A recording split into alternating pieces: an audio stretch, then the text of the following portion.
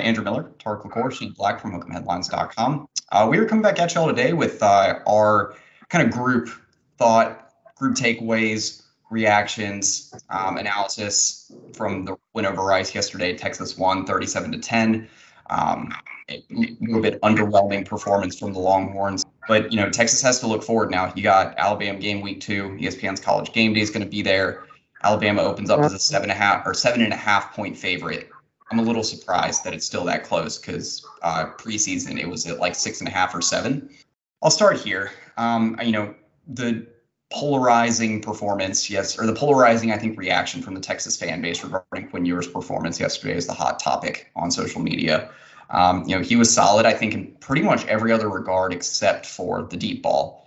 If you remove the deep ball, I believe he was something like 19 of 24. Yeah, 19 of 24.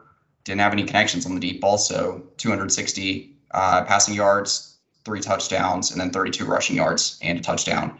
I want to highlight this to start because we can start with Quinn Ewers because that's just a hot topic right now. I guess we'll go with that. So I was really impressed. I mentioned this in my Overreactions piece. I was really impressed with Quinn Ewers' escapability yesterday. I know that a lot of people have been talking about that, but he had 2 runs for first downs yesterday, which tied his total first down runs from all of last season. He had, I think, a lot of decisiveness when he tucked the ball and ran. Also, I think looked pretty good on that option play that he ran into the end zone. Obviously, didn't really have to shake any defenders, but he was still quick to make that move and get into the end zone. What are y'all thoughts on Quinn Ewers? Deep ball concerns aside, or if you want to talk about that, because obviously that is a major concern moving forward. Well, I'm president of the Quinn Ewers fan club, so I do have some bias here, obviously. So point that out. But I thought overall he looked pretty good. The deep ball is a concern because not so much, Quinn throwing it himself, but also given the fact that Sark loves to chase the deep ball. He loves to throw the deep ball. So this is like an even bigger deal than it would be in just any other offense. But I think that, in the third quarter, when he started really to step into his throws and kind of started to see what the offensive line was giving him, I thought he looked a lot calmer and more decisive.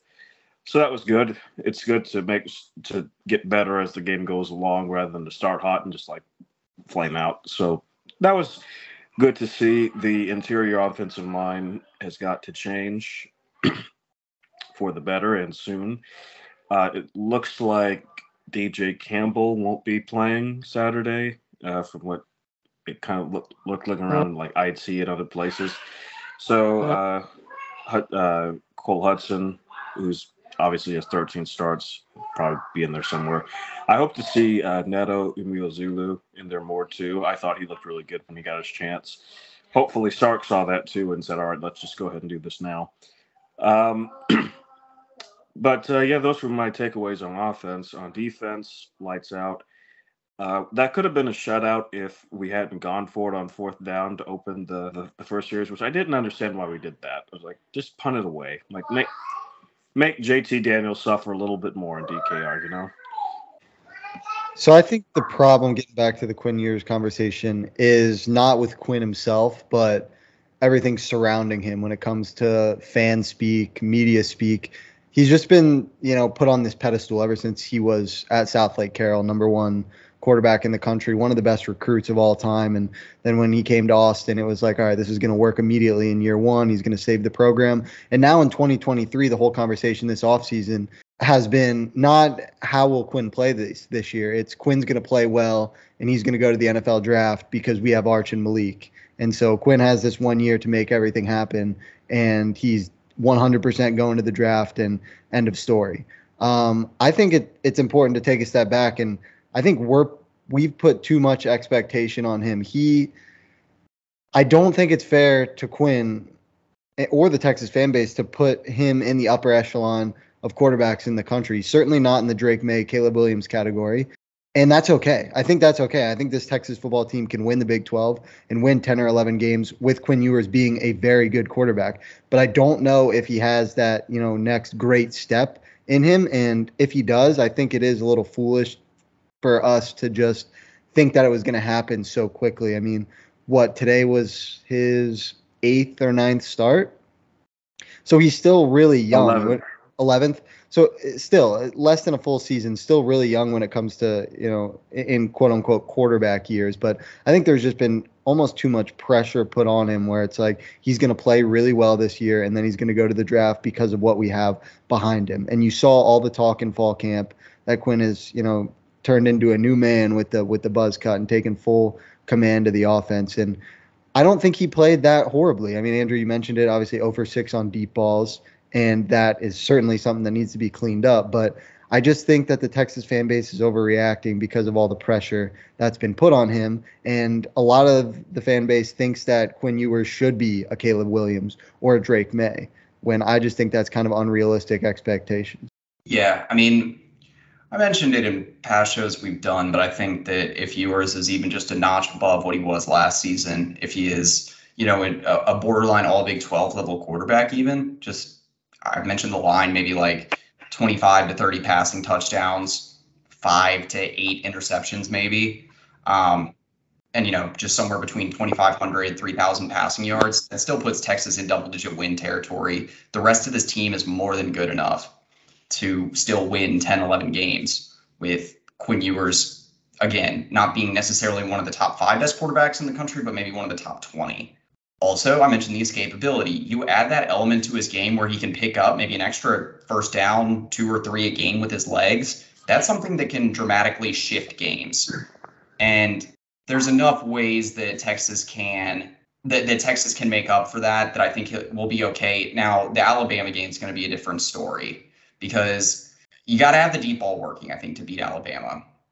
So I just looked at a stat. The only team that beat Alabama last season that didn't have over 100 deep passing yards or over 100 passing yards on deep balls, which is anything 20 yards or more of air yards, was LSU.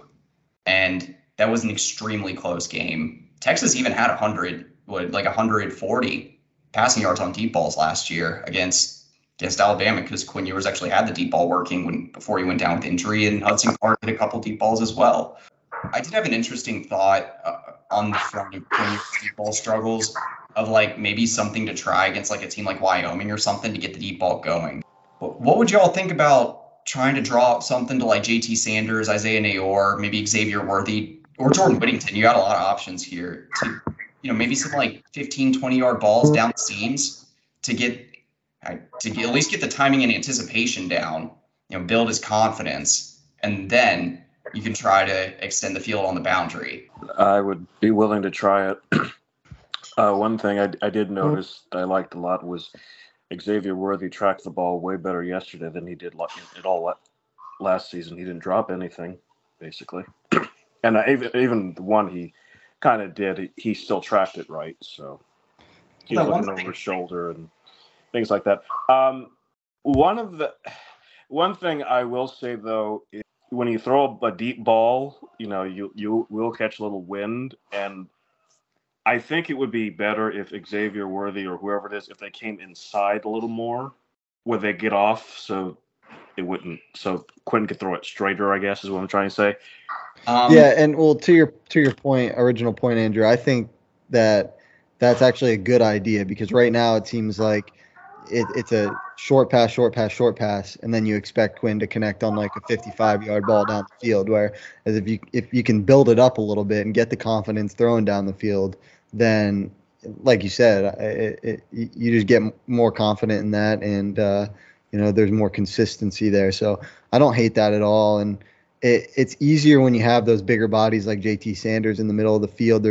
As long as you secure the catch, that's confidence booster for the receiver, confidence booster for the quarterback. So I think just slowly but surely progressing down the field is kind of a good way to look at it. There's going to be there can always be some preseason rust that you have to shake off. I mean, there were I think 2 drives in that game that were killed by penalties or a bad 4th down conversion. You had that late one where Malik Murphy came into the game and Texas ended up with like 1st and 40. And then you also had the failed 4th down conversion in their own territory. I don't know if that was necessarily the best idea. I think you just go ahead and punt the ball away there and trust your defense. So I want to direct the conversation here because I think we talked enough about Ewers. The running game.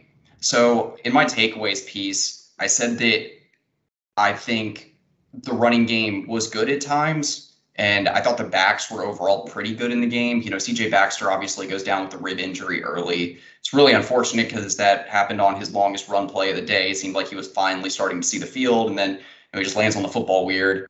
I don't know if it was bruised, cracked, whatever. Well, I assume bruised ribs because I mentioned a report on the site just before we started recording that hospital tests came back negative for him.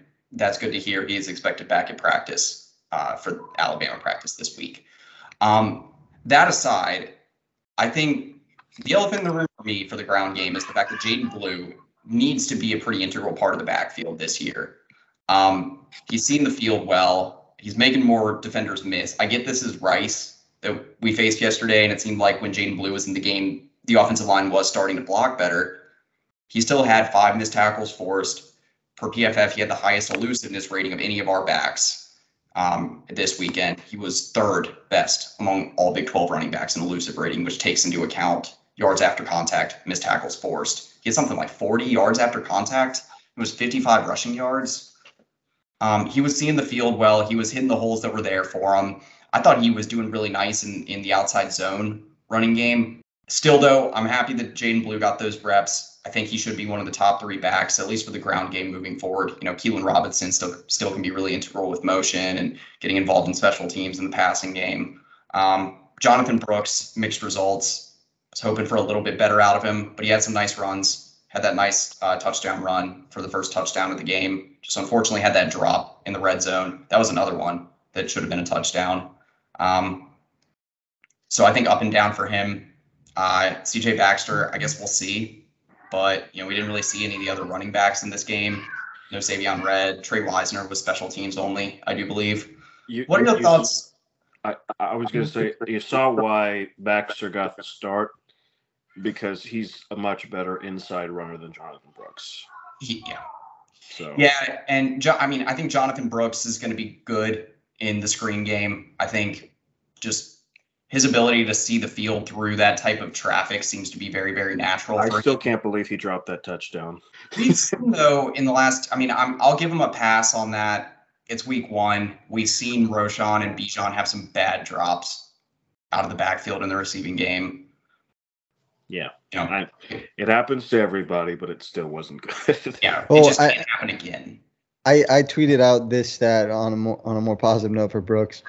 When he caught that first touchdown in the first quarter, at that point in time, over the past 2 seasons, he had 33 touches and 8 touchdowns. So he was scoring every 4th touch. Obviously, it's a little different now after the game, but he's just a touchdown machine. I think hopefully the health for Baxter, is a go against Alabama. Like you said, Andrew, at the top of the show, rib injury, that could be a nagging injury, and Alabama and Jaheim Otis are only going to make it worse. So that is unfortunate. But thinking kind of at a more macro level for the season, I kind of like the 1-2-3 punch of Baxter, Brooks, and Blue because they all do a little bit different. Tark, you mentioned it. Baxter is clearly the best runner in between the tackles. But when Jaden Blue was able to get to the edge yesterday, Andrew, you mentioned it, his shiftiness and his elusiveness is really solid. And I'm confident with all 3 of those backs on the field. Though I will say Blue did look a little small to me. I think he is just kind of a smaller guy. So he could get sucked up by the Alabama defense next week. I think that would definitely be a cause for concern. Yeah, it really depends on how here's my thought on it heading into the Alabama game for the run game. I think that you still go with kind of the same pecking order you had week 1, except Jaden Blue, you get in there a little bit quicker for those 3rd string reps or for the kind of as the 3rd back, depending again on how much you're utilizing Keelan Robinson and, 12 personnel or just 2-back sets. So would y'all push back on that at all? Or? Well, I would say, now hear me out on this. The change I think would be useful, especially if DJ Campbell isn't playing, is you have Neto in at left guard, right? Yeah, he'd play left guard. Yeah, he's playing for Hayden Connor. Put Christian Jones at right guard. Let Cam Williams play right tackle. Here's my reasoning. I think because I think Cam Williams is going to be really good. But two, you really, really just need to ensure that interior can give Quinn some time, because that's where the rush is really getting to him. If you can hold the interior better, you're going to give him a way better shot. Also, this is just as important, Sark likes to run in the interior in those inside zones. So those are almost as important as the tackles and pass protection. Shane, I'll let you go on that. There's kind of something I'm thinking about here. So I don't completely hate it. I just think reinventing the wheel so quickly into the season isn't the right move. I would just slot in Hudson at right guard, and I think the interior offensive line was definitely an issue, but I would give them more than 1 week. Yeah, I'll mostly agree with you, Shane. Like, I don't mind the idea, Tarik. I just think that's something you might try more against like Wyoming than you would Alabama. But even Wyoming has a pretty good defensive front, as Texas Tech got to experience last night. There we go. Yeah. The cactus has been cut down. So do you all agree with me on this, that at least for the zone running game, I feel more comfortable with all three backs than I would, especially if we're running a lot of gap stuff, because I just don't think Hayden Connor's quick enough, and I don't trust DJ Campbell's awareness on the field quite yet. I don't think he's assignment sound enough yet for them to be pulling a lot. I just think that Alabama's defense is going to be a lot quicker, and that would make us pay a lot. Yeah, I think that's fair too. And one, against Alabama, you're completely right. And two, the way that Big 12 defenses have trended now, where there's not as many big bodies and just like a lot of athleticism in the front seven and kind of these new hybrid outside linebackers. I don't trust Hayden Connor or DJ Campbell to be able to get to that second level and make much of an impact. So I think, just kind of saying you're a big body, you use your hands well, this is where you need to be and go block this guy. I think that's the way to go about it. I also trust our tight ends enough with their zone responsibilities. Gunnar Helm had one blown block yesterday, and that was, I think, a little bit on the fault of Adonai Mitchell. Yeah, so I was actually just going to bring that up, Tarik.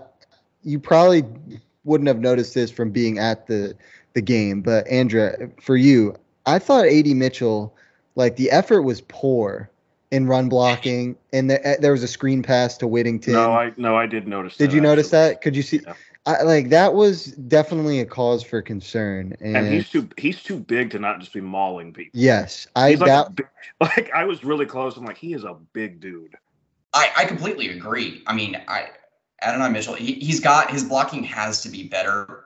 Worthy's shown more effort blocking. Jay Witt's obviously one of the best blocking wide receivers in the Big 12. That's going to limit what we're doing on offense, especially a lot of our horizontal stuff, and really trying to spread out the field. If Mitchell's not holding his own blocking, it really was costly yesterday against Rice, let alone what it'll do against like some of the more creative defensive coordinators in the Big 12. It's concerning.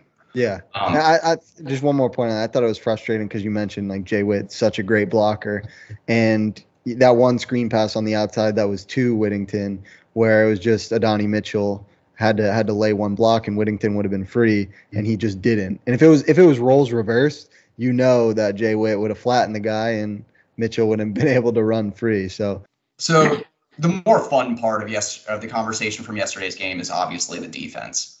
I was super impressed on almost every level. Outside of, I think my only qualm was that one missed coverage read that good to see them get 3 turnovers. That was awesome.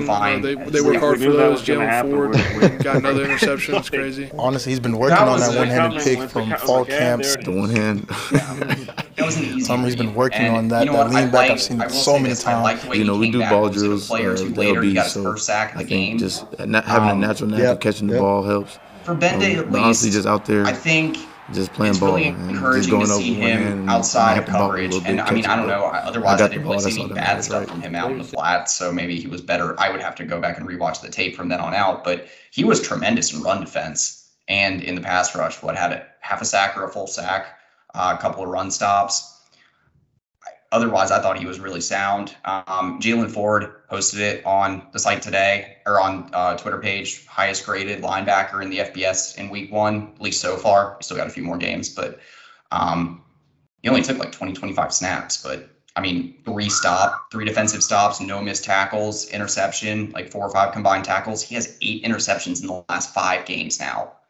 5 interceptions last 8 games. Yeah, I might have said that backwards. I was just going to say the defense looks like a prime PK defense, doing what PK does. It took him 3 years, and now he's just got it exactly how he wants it. I thought Ethan Burke looks like looking like a great pass rusher in the making. There was 1 sack that he should have had that he didn't fully follow through with. I was like, you got to make that one. But besides that, I was really impressed with him. Devondre Sweat, man. Holy cow. Game record, Impressed would be an understatement. I mean, he was just single-handedly taking out 3 guys by himself. And so, like, those 2 fourth and 1 stops that we had, I was like, that's impressive stuff. Because, it's so easy just to concede that. Although, I love how they didn't just, like, do the QB sneak, because, like, because JT Daniels was like, look, I've been hit enough. I'm not getting hit by this, like, head on again. But yeah, Devondre Sweat, he was great. But the guy who I told you was going to be good, and he was good, Malik Muhammad, he looked really good. I was really impressed with him. Yeah, his first 3 snaps resulted in a pass breakup and a defensive stop.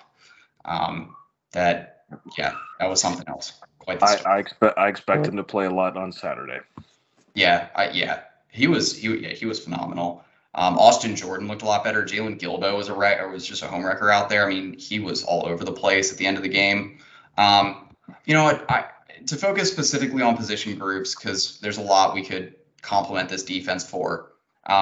Ethan Burke, Tarik, I like that you mentioned him. I think he was one of the standouts in this game. Barron Sorrell a little bit quiet. But again, I think he had like 18 or 20 snaps in this game. Ethan Burke, 9 pass rush snaps, 3 pressures, 1.5 sacks. That's not a stat line we have gotten all that often against any team from any of our edge rushers in the last 3 years under PK. So that was nice to see. He led all Big 12 edge rushers in pass rushing productivity. Obviously, hope that continues moving forward, but phenomenal start for him. Along the defensive line, I think 2 of the most pleasant surprises, we saw a lot of high-effort plays from Alfred Collins. A lot of people are going to point out that batted ball, like he was just on the hunt for JT Daniels. Otherwise, had a run stop or 2, no missed tackles, solid from him. Vernon Broughton held his own. He took really good pad level. He looks like a different defensive lineman. And I just got to give credit to Bo Davis for the development of these defensive linemen. Trill Carter was solid, but we even saw Christopher Ross get a couple of stops. Yeah, I was going to mention Christopher Ross. He stood out to me. Like, obviously, Alfred Collins and Devondre Sweat had great games, but Christopher Ross was the 3rd guy kind of from that group. He was all over the place, and it finished with a couple quarterback pressures. But every time I looked up, 97 was in on the play, and that was a pleasant surprise because we didn't even really know how much run he was going to get. But he was running a lot with the 1s and the 2s. Early on in the game. We finished with 6 different interior defensive linemen with a quarterback pressure. Finished with 5 different LBs and defensive backs with a forced incompletion, whether that was interception or pass breakup. And we finished with, I believe it was 12 different players with a defensive stop. That is depth if I have ever seen it.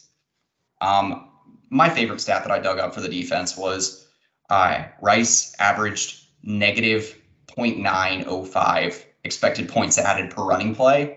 It's an advanced metric that essentially shows the value of each play. That is, since the stat was recorded by since the stat is available by College Football Data in 2012, that is the least amount of expected points added per rushing attempt that any Big 12 team has allowed in any single game.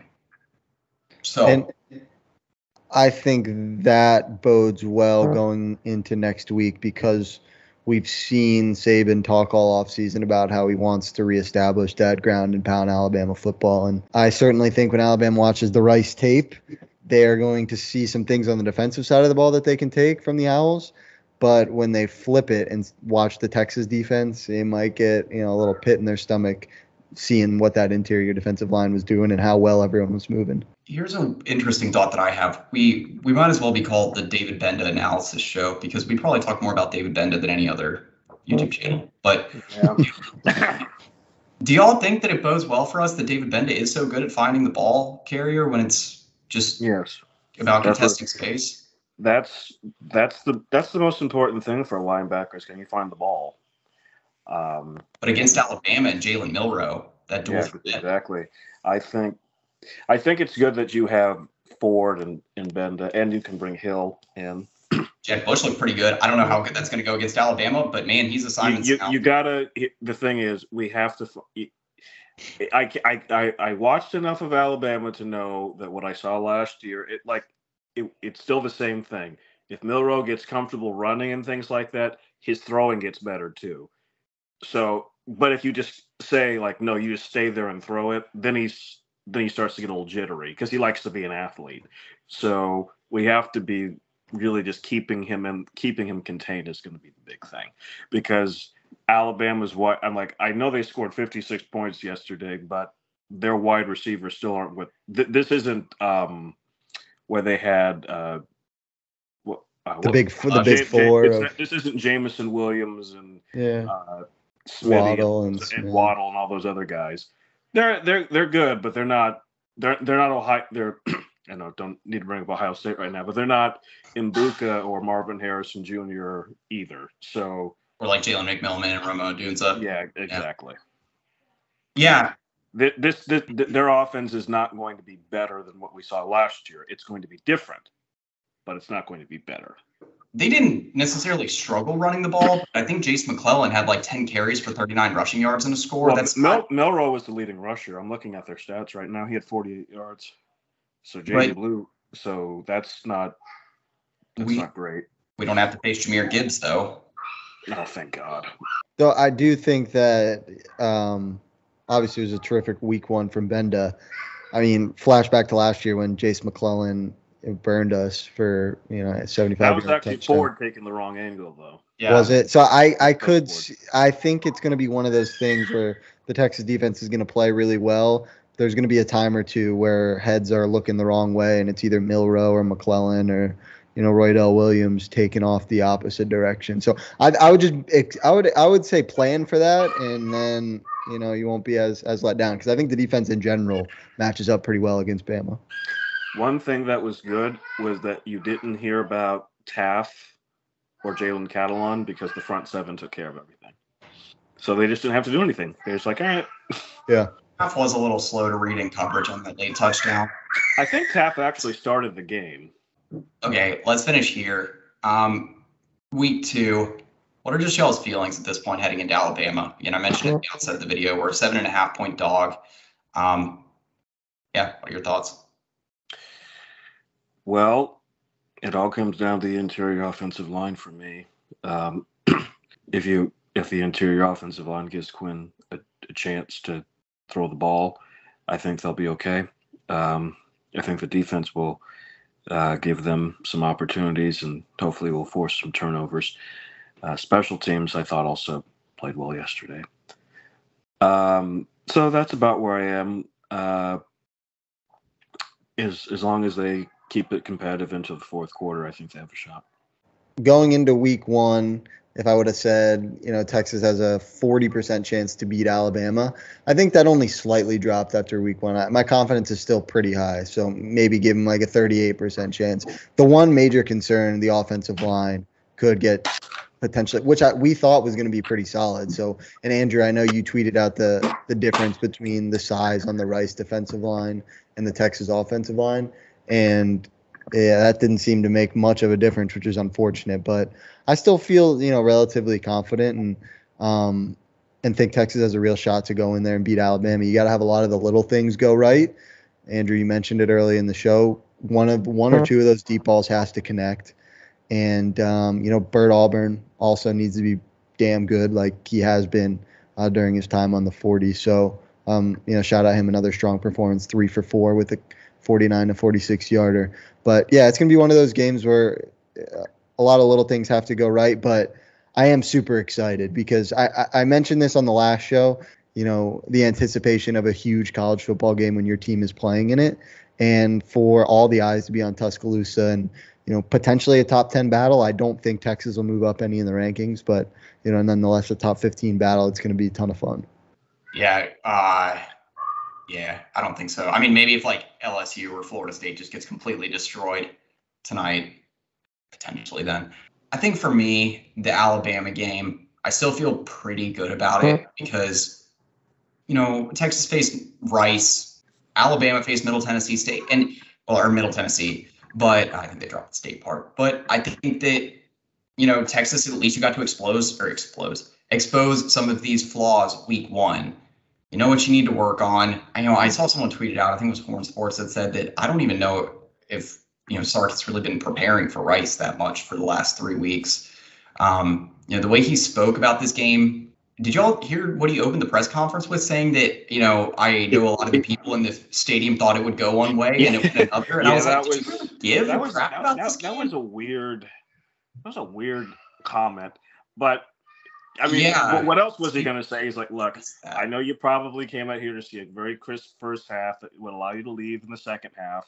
But I actually just called plays by pulling them out of a hat. So, I'm sorry you didn't get what you wanted, but he's like, I know the game tickets weren't that expensive. So, don't, I mean, you can only be so honest, but yeah, that was a very, And then, because he followed that up by saying that Rice threw some stuff at them that they weren't really prepared for, and they just kind of had to adjust. And yeah, a lot of the statements there were very frank, like you said, almost like too much so. To the point where it's like, I gotta wonder if you face a team like, imagine you had faced a team like, I don't know, like Tulane or UTSA or like a really solid G5 If we played like that against Tulane, we would have lost. That's what I'm saying. That's a little concerning for the future. But we'll keep that in our back pocket for a little while, not overanalyze that now. I think the thing is for next weekend that, Texas, it's nice that Texas had so many things that potentially went wrong in the first half, at least a lot of the little things, and that you still have a strong defensive backbone. You figured out that you have multiple quality backs. I think the only things that I'm really that concerned about are some of the wide receiver blocking, and Tarik, like you said, the interior offensive line. Quinn Ewers' deep ball issues are a familiar concern. We'll see how that progresses, but I'm not expecting much from it this season. I think the rest of the team, though, I feel pretty good about. I'm not saying that Texas is going to win, but the fact that Texas might have a better defense than Alabama this year might. I'm saying might. We'll see. I think Texas' defense is going to give them a lot of issues. We could be looking at like a 17-14 game next weekend, potentially. Well, big week upcoming. Be on the lookout. We'll talk about schedule and stuff off air, but be on the lookout for y'all next few days. Potentially doing some collab videos this week. Nash from Nash Talks Texas. I think we could do a preview video with him this week. So stay tuned for that. He's one of my favorite. He and I were talking today about how everyone was talking about Ewers, and I was like, thank you for putting up that video so people could, because it's funny, yesterday in a chat group I was in, everyone was going off about Ewers, just on and on and on. And then one of the top guys who was going off about it tweeted out just nice, like, okay, I rewatched it, and now I think like, oh, it wasn't nearly as bad as I thought. I was like, for Andrew Miller, Shane Black, Tarik LaCour, headlines.com. That's pretty much it. Welcome.